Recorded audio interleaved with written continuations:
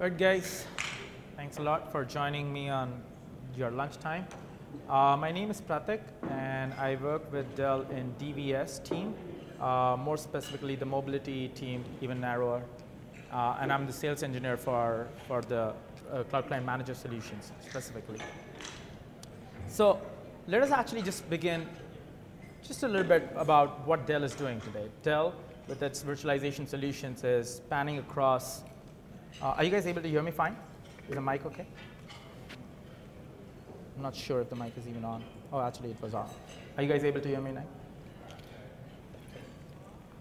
So Dell actually tries to completely stitch end-to-end solutions with respect to infrastructure, software, and endpoints. Recently, we have acquired quite a few business units, and as a result, the overall story is now that we can successfully talk about our server solutions, networking, storage. In terms of software, this is both on-premise and off-premise, that means cloud. And there are accelerated protocols with respect to cloud with increase of performance. With respect to endpoints, we have virtualization endpoints for thin clients, zero clients, and a broad range of PCs as well, which we try to manage. Now, this is the traditional view of IT. We've been actually talking a lot about, in BriForum, I attended quite a few sessions, and we've been talking about the corporate view and the personal view, and then merging along both of those views on the mobile device itself. And which is what really is the key concept. IT traditionally had issues managing the devices which were personal. They could not apply policies in simple words. They could not apply any kind of, they could not actually enable exchange successfully, which is really a killer app today. With respect to IT managing those devices, those personal devices, it is now termed as BYOX rather than just BYOD solution. Which is really growing alarmingly. We know that the mobile devices are growing like crazy. So with Cloud Client Manager as a solution that we're going to talk about today is a solution which actually is more device agnostic rather than device centric. So we are not focusing on traditional view, which were just personal devices or corporate devices, and then putting on security or exchange or any kind of policies on the top of that. We are also not completely focusing on BYOD just in general specifically. We are actually focusing on on-demand or BYOX, which is now going towards device agnostic. So there are more and more users today which bring in their personal device and ask for, hey, I want this particular application and I want it secured, which IT has to comply with. So that's something that we are really focusing on. So that's many scenarios, but one solution with respect to being BYOX. This is the solution overview of Cloud Client Manager, and there are 4 key quadrants: system management, app and content management, user self-service, and real-time reporting and diagnostics. So Cloud Client Manager is actually a cloud-based solution. There's no key components to download. There's no agent that you need to download. There's no VMs or virtual machine that you need to load up. Everything is just through the browser. You open up the browser, all the devices are registered, and the end devices are thin clients, mobile devices, and then management of those thin clients, mobile devices with respect to policies and application. So that's the system management piece. The app and content management is not just blacklisting or whitelisting the application today, which is now a common story. Definitely you guys might have heard about that a lot. But the next step, which is to secure, to wrap the applications, to provide a file sharing mechanism with respect to the application. So there have been a lot of customers that we've had that call and say, hey, we want this particular application to be opened only in the intranet.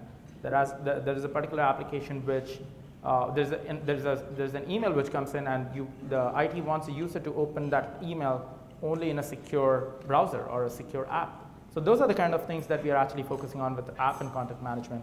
With real-time reporting, and we constantly run diagnostics on our end devices, which are thin clients, zero clients, as well as iOS and Android devices, which generate if the users are compliant or not compliant, and then finally gives a definite result on the dashboard, giving the chart and statistics about how many users are compliant, not compliant, how many users actually logged in, checked in, and finally taking advantage of the traditional BYOD. IT definitely would want to manage these devices with respect to locking down the device, wiping the device, or restarting, as well as unregistering the device. The unregister and the wipe are kind of one of the key components that we have seen in the market. A lot of IT administrators want a corporate wipe, which is just an unregister, or a complete wipe, which is wiping the device completely.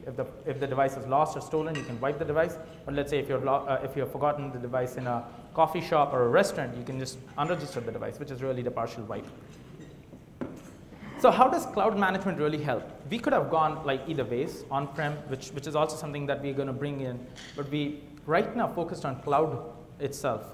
And that's mainly because the ease of deployment is really appreciated by a lot of our customers that we have seen. We can get the devices registered and set up in a few minutes and get the policies implemented real quick. There's no management software to install, as I mentioned earlier. So there's no VMs, there's no additional agents that you need to download, and the devices can just be getting the policies immediately over the air using the cloud-based server. The next point is about you can just manage the devices, as I just mentioned, without lifting a finger. So when I say without lifting a finger, really the policies are something that can be created by default. As soon as the devices are enrolled into the cloud server, the policies are directly kicked in, and the devices get encryption, exchange, application, and all of those good things. Cloud, even though it is cloud managed, it's of course completely secured, HTTPS and AES 256 encrypted server. Now, this particular bullet is about DHCP option tag. Now, actually, I want to kind of pause here, and maybe you can raise your hand. How many of you guys use Wise 10 clients? Wise 10 OS 0 clients? Okay, a bunch of you, about 10, 15 of them. Awesome. And do you guys actually use some management software? Any one of you, if you can, any kind of management software? So, aside from DHCP and FTP, you said, sorry. HTTP can also be one of the options. There are two ways that traditionally Wise manage their devices. The Wise, I mean. One of the ways was just the FTP, so writing the INI parameters, all of them, maintaining the INI parameters in your FTP server, maintaining a virtual machine, and then maybe creating a DHCP option tag so that you can directly grab those INI parameters. The second way, traditionally we have been doing, is using a WDM software, Wise Device Manager. Wise Device Manager is an on-premise solution, which is of course still offered today, and it's like really useful for enterprise-wide customers. But Cloud Client Manager is very similar to Wise Device Manager, not to really replace Wise Device Manager, but we can say WDM on steroids. It manages the same devices without DHCP option tag, without maintaining the FTP server, without configuring those INI parameters that traditionally Dell Wise devices used to be managed by writing those INI parameters and coding them and then putting them in your FTP server. Everything is cloud-based now. This is one of the software where you can just point and click, create the policies at a group level, and push them out. Additionally, even from the cloud, with our latest release that we have just had, we can also push the firmwares and the certificates. So that was something that was always lacking with a cloud-based software. Because the firmwares used to be a little larger image. So firmwares can also be managed, certificates can be managed, everything can be pushed out from the cloud. And what's the most important thing? All the IT administrators can now manage the 10 clients or mobile devices. Of course, it's endpoint management, just using the browser, as I said. You can be anywhere, you can just work from home, you can be traveling, you have these devices which are probably in Australia, Hong Kong, anywhere. And all of these devices just can be managed using a browser itself. You do not need any DHCP option, do not need any on-premise solution. This is just a snapshot of how the console looks like, but I'm going to take a deeper dive into how the console looks like, how the cloud-based solution work. We have the real-time reporting and a very quick diagnostic which we run every time that the device checks in, whether the device is compliant or not compliant. And these are the set of policies that you guys can now create with respect to each device, and the policies can expand up to any kind of policies with respect to specific security settings, with respect to specific visualization settings, with respect to any display settings, etc. Now, if you are wondering how do these thin clients, Wise terminals that we have been talking about, how do they actually register? Traditionally, as you mentioned, they've been, they can just contact the DHCP, they can use the DHCP server and just kind of grab all the settings. Now, there are 2 or 3 different methods that you can do. You can use an INI parameter so that the devices just grab the INI parameters and get registered on the cloud server, or you can just simply use the replication of a group registration key. The group registration key is nothing but a unique key which is just replicated on the cloud server as well as on your device. As soon as you do that, within the next reboot, as soon as you validate, the device is going to just check into the server. You need to just replicate the group registration key. That means you need to just replicate the tenant code and the group registration key, both on the thin client and the cloud server. Now, the tenant code is a unique code which is provided to any organization which just registers with us.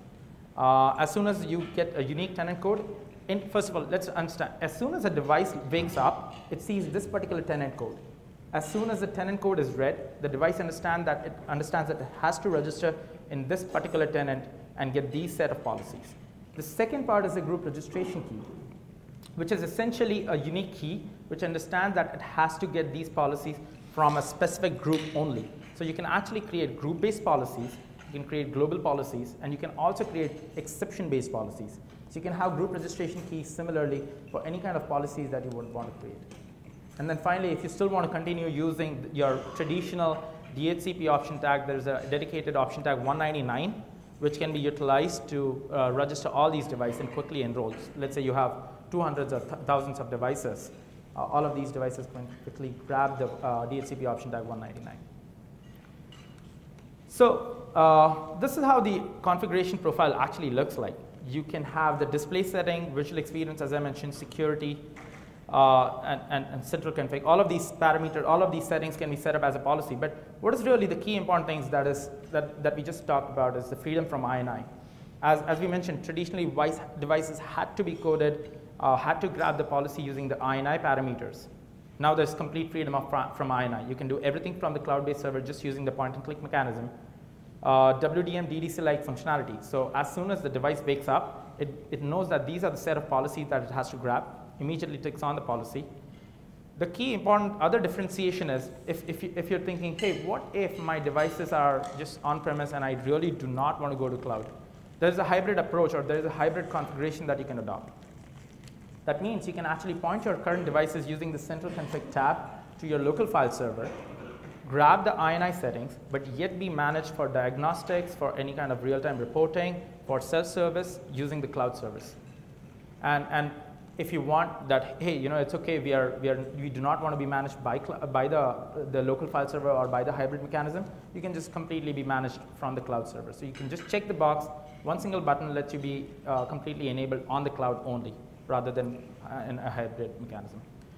Now, talking about mobile devices. For mobile devices, also, we provide a very similar mechanism of managing the MD, mobile device management functionality capability for device agnostic, for devices which are agnostic, so iOS, Android.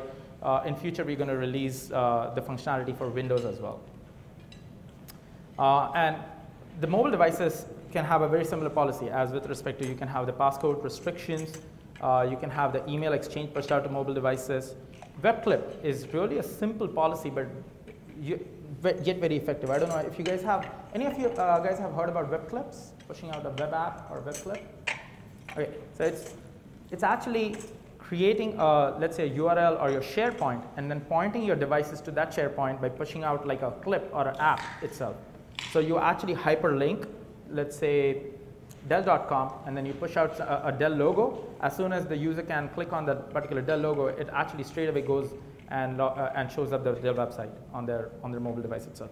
So the users do not have to configure any kind of their SharePoint, any kind of their local PDFs, if you want, which are hosted on an HTTPS server, and all of those push notifications can be sent out. How many of you guys have heard about Pocket Cloud? 1, 2, 3. Few of them. So Pocket Cloud is, and I highly encourage you guys to actually download Pocket Cloud. It's a free application which can allow you to manage your remote desktop and share your content remotely, directly from the cloud. So there's one unique differentiation between a lot of the storage, the box and the drop boxes that we have. Pocket Cloud lets you allows you to actually just directly share your content. So let's say if you have a YouTube video, or let's say if you have any content, let's say a PDF or a PPT, you can directly share from cloud to cloud. You do not need to download the particular document on your device and then re-upload it. So that's really something that you can also configure and manage. Let me pause here. Any questions so far? Any questions, discussions that you think you come to your mind?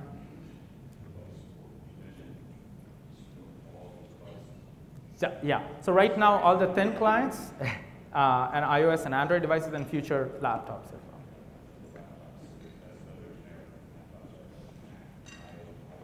We're probably going to start just with Windows. Yeah. 8 Pro, everything but Windows so far. So that's the roadmap is only up to Windows so far, up to next year. I'm going to go ahead and now launch the browser. It's just logging out.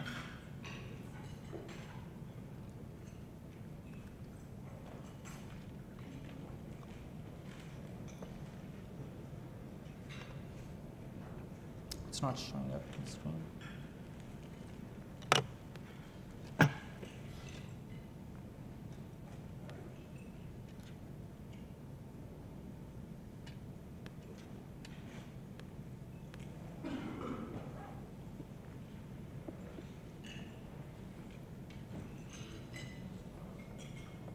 Sorry? I'm not sure why it's not grabbing on the screen. You know, just unplug and plug it back in.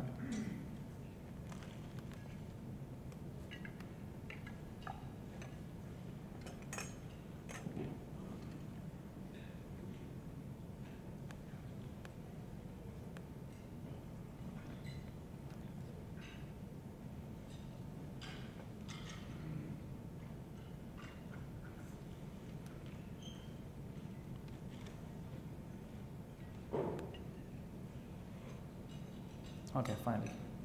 Sorry about that.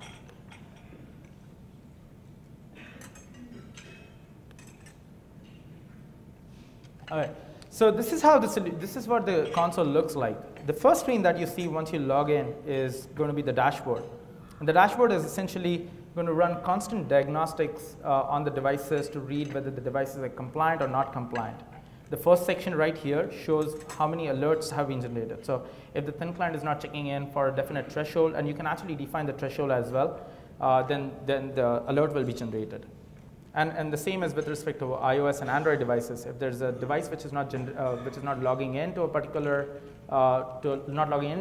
server, or if there's any other kind of diagnostics, if the device fails to download the application, or if the device fails to apply the policy. So in this case, let's say this particular device did not download the mandatory application. In this case, Facebook, though, although Facebook is not something that you want to do mandatory policy.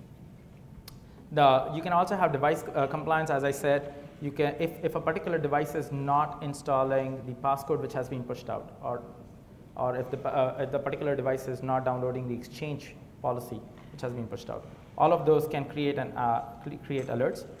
The bottom section gives you events which generate every event log possibly running on the server and checking for the device coming back. And on the right hand side, there are some analytics which run. Now let's see the group-based policies. So all the devices are first of all governed by the master group, which is a global policy or a default group.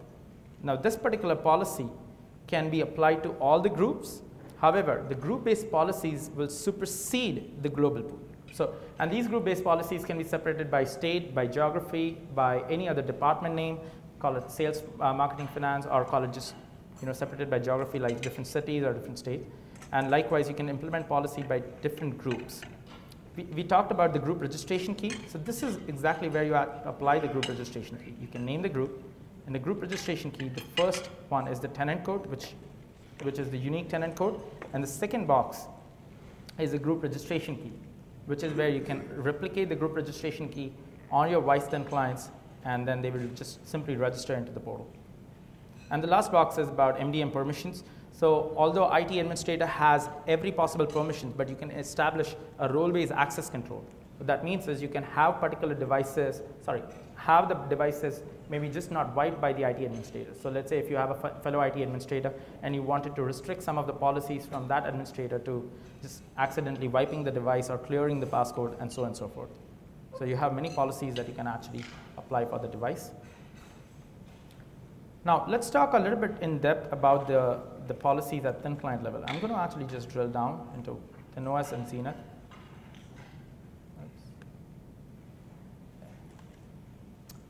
So you can change the display settings exactly like the way we mentioned, we talked about, initially you couldn't change a lot of these things except for using the INI parameters.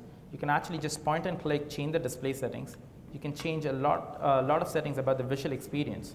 That means you can change which mode the thin client should log into, a zero client, a zero desktop or a Windows mode, classic desktop mode. So you can just simply drop down and select which desktop mode that you want to log in. You can enable or disable all control shifts, all control up arrows. You can enable or disable toolbar activations.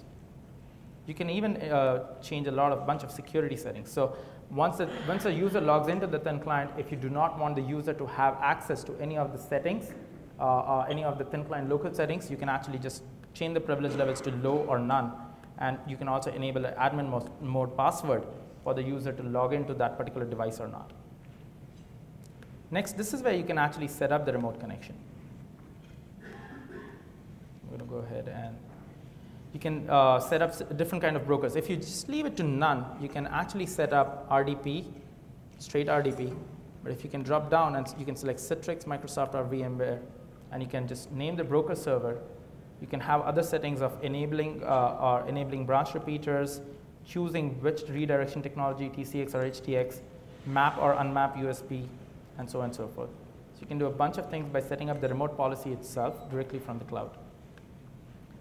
This is where in central configuration you can allow the thin client to point to your local file server. So this is what I was talking about by pointing the device to your local file server and managing the device in a hybrid mode.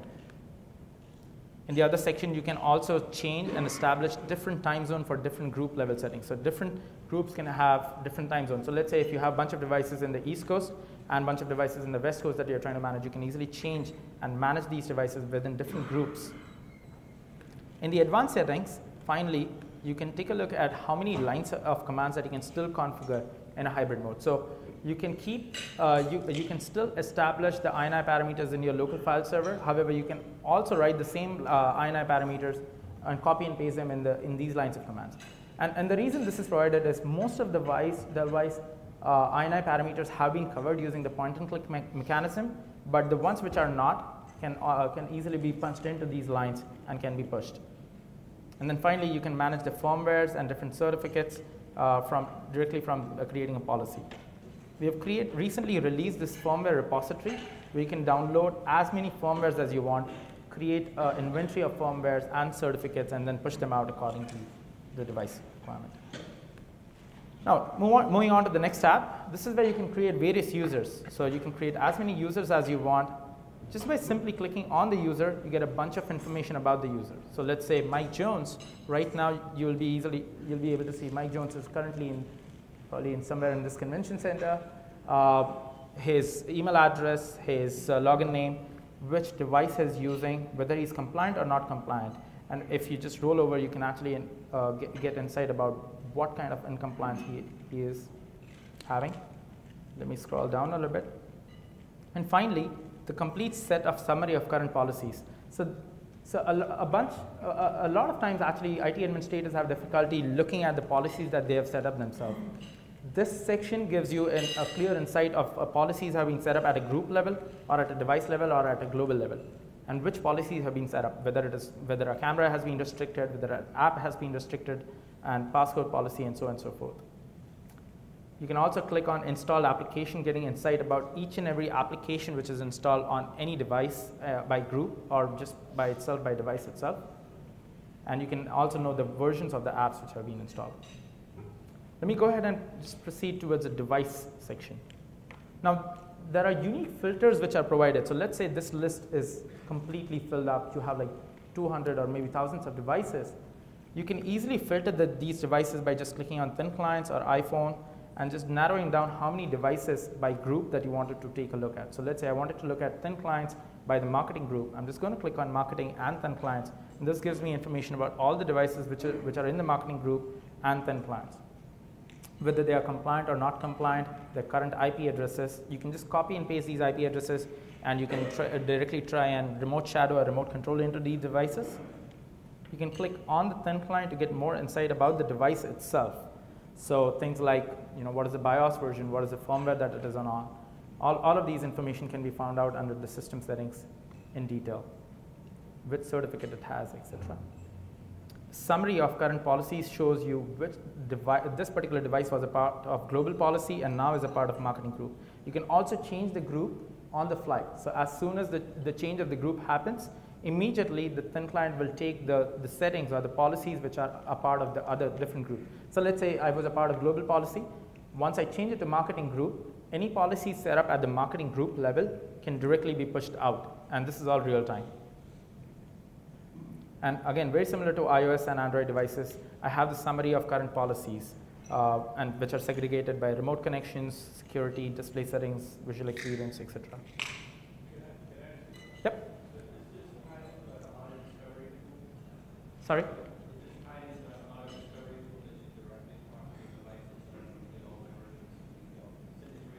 So yes, it is. So well, it doesn't necessarily tie into an auto discovery tool, but the agent or the group registration key which we replicated on the device will just check in. So constantly the device will be reading, or device will be sending its system information to the server. I'm not sure. It's a configuration management. Yeah, exactly. And it pushes out the configuration as well. Yep. It just because it's a cloud-based server, it just specifically uses two ports: 443, which is HTTPS, very common, and port 1883. It uses port 1883 so that it uses MQTT. That's a protocol, and it uses that protocol, which Android devices also use the same protocol. It uses that so that it can push out all the remote commands, so it can constantly check in. So let's say if I just remotely reboot the device, whether it is in China or India or anywhere, this device is going to instantly reboot over the air, managing from cloud itself. You can remotely reboot the device. You can wipe the device. That means factory reset the device. You can query the device to get the latest system information, whether there is a change in firmware, BIOS, or certificate. All the device settings are immediately refreshed, and the latest system information is just provided. So on the top here, as I mentioned, you can get the IP addresses. You can remote shadow into the device just using the IP address and using the VNC and remote control the device. On the right-hand side, the location can also be populated. For some reason, right now it's not populating because the device, I'm not checking into this particular device, but we can read the device location into the, using the geotags and just checks into the server. And it also reads the recent sessions and the recent users. So it has the ability. So imagine you have all these devices in your kiosk mode or in your lab, and you want to get insight about how many devices are checking in, which users are checking into a particular device, and which IC applications, or if there's a Zen app or if there's Zen desktop, you just give the IP address. All of those information are just given using the device on this section. And finally, the next tab is about apps and data. This is where it's generally going to store all the app and firmware inventory. So you can add as many number of apps for mobile devices. There's no limitation. And by simply selecting the app or a bunch of applications, so let's say Citrix Receiver, ABC News, you can create policies around the apps. So let me go to policies.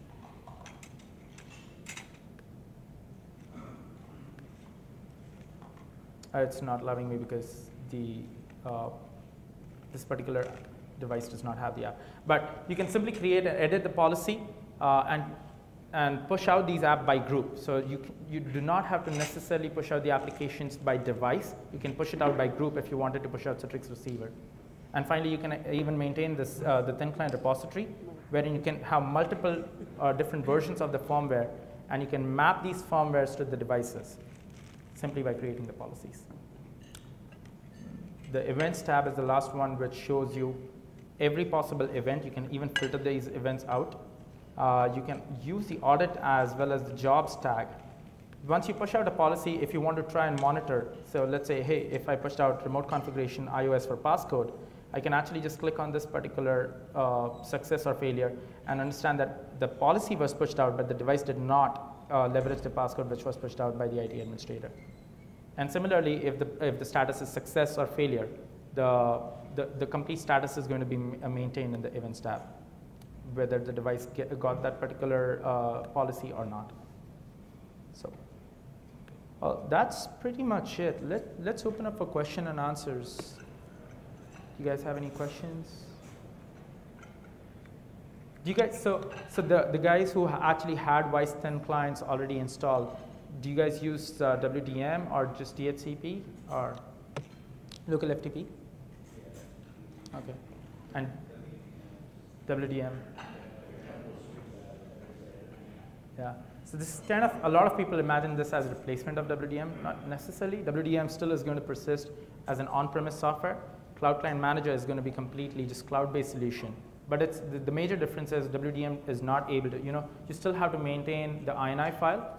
Here you do not have to maintain the INI file to push out the configurations in the policy. That's kind of a major difference. Yep, cool. Okay, yes, you guys, yeah, sure.